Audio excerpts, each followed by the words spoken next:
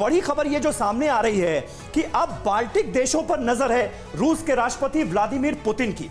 Putin आखिर चाहते क्या हैं, ये समझना बहुत ज्यादा जरूरी है, क्योंकि यूक्रेन में जिस तरह की तबाही मचाई गई है उसके बाद कहां तो ये कयास लगाए जा रहे थे इस्तांबुल वार्ता के बाद कि हमले रुकेंगे, शांति समझौता होगा, लेकिन अब नजर बाल्टिक देशों पर है।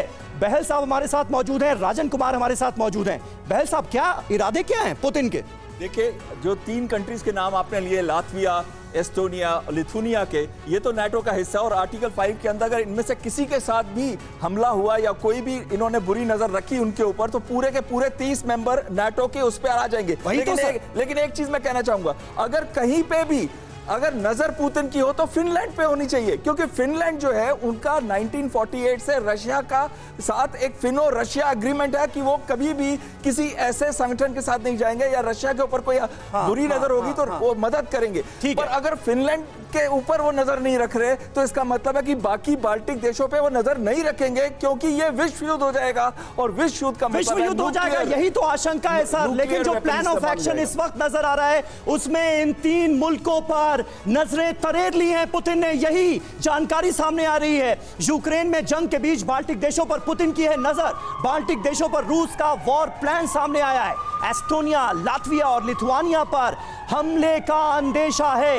अगर ऐसा होता है तो क्या हो सकता है? क्या फिर विश्व युद्ध सीधे सीधे नहीं शुरू हो जाएगा? लड़ाई नाटो वर्सेस रशिया की नहीं बन जाएगी, ये समझना बहुत ज्यादा जरूरी है। और सर, मैं आप दोनों से ये इल्तिजा करूंगा थोड़ा सा हम और आगे आएं ताकि हाईटेक ग्राफिक्स के जरिए इस खबर की इंपॉर्टेंस को अपने दर्शकों तक पहुंचा पाएं। और ये देखिए, पुतिन का जो खतरनाक प्लान सामने आया है उसे समझना बहुत जरूरी है। वो प्लान क्या है ये देखिए, ग्राफिक्स हमारे सामने आ गए। रूसी सैन्य अधिकारी इगोर कोरचेंको ने ये प्लान बताया है। पहला टारगेट क्या होगा ये देखिए, तस्वीरें देखिए, मैप के जरिए समझिए। नाटो रडार सिस्टम को डीएक्टिवेट करना, ये पहला काम होगा। और इससे क्या फायदा मिलेगा?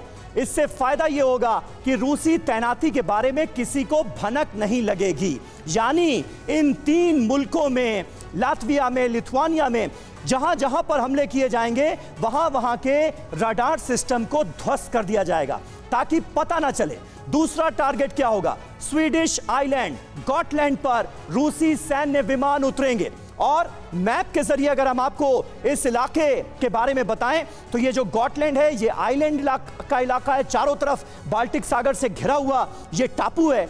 और इससे क्या फायदा मिलेगा? रूस को एक सैन्य बेस बनाने का मौका मिलेगा, यहां पर बना दिया जाएगा सैन्य बेस। और तीसरा टारगेट, रूसी विमान S-400 और बैस्टियन कोस्टल पहुंचाएंगे। ये जो पूरा प्लान ऑफ एक्शन है वो हम आपको बता रहे हैं। इससे क्या होगा? हथियारों की तैनाती का मौका मिलेगा। अब देखिए, ये रहा चौथा टारगेट। कैलिनिनग्राद से होते हुए सुवाल्की कॉरिडोर ब्लॉक किया जाएगा। अब इससे क्या फायदा होगा? यह बहुत अहम पॉइंट है। पोलैंड किसी भी तरह की मदद नहीं कर पाएगा, यह पूरा रास्ता जो है यह ब्लॉक कर दिया जाएगा। 5वां टारगेट क्या है? रूसी सेना बाल्टिक सी को 3 तरफ से घेरेगी। और इससे क्या होगा? इससे यह होगा कि कनाडा, ब्रिटेन, जर्मनी, अमेरिका रूस से घिर जाएंगे और घिरने के बाद इन्हें हथियार डालना पड़ेगा। तो यह पूरा प्लान ऑफ एक्शन जो है प्रोफेसर राजन कुमार, वो सामने आ रहा है।